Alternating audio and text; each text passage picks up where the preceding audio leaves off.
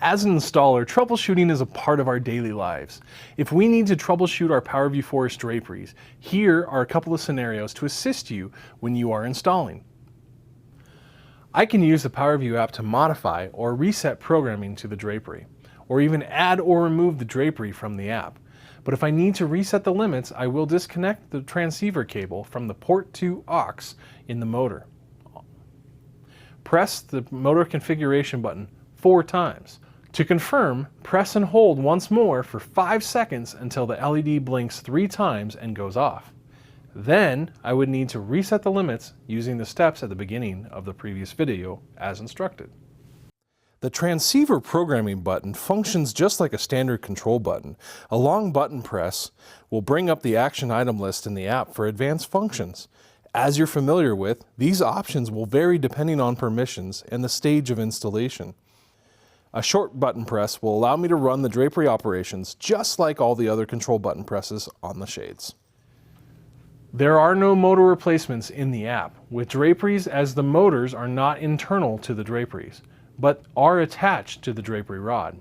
We can remove after deleting from the app. A new motor would be considered a new drapery in the app. If your drapery closes when you open it, and if it opens when you close it, the motor direction needs to be reversed. This means when you originally set your limits, they were reversed. We call this reverse polarity. To fix this,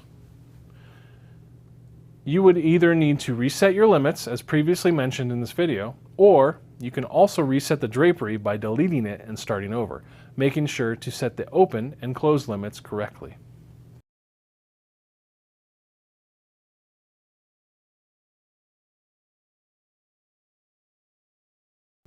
If you are noticing that there is a gap between your fabric panels when closed, for example on a split stack drapery opening, if you notice approximately a 1-inch gap between your left and right drapery panel overlaps in the closed position, you need to do these following steps in order. First, with the drapery in the closed position, unplug the electrical power from the motor.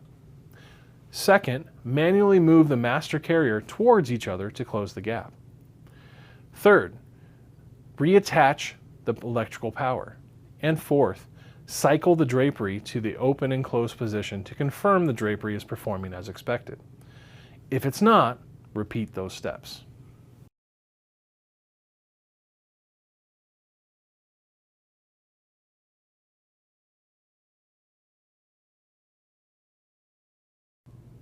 And that's it.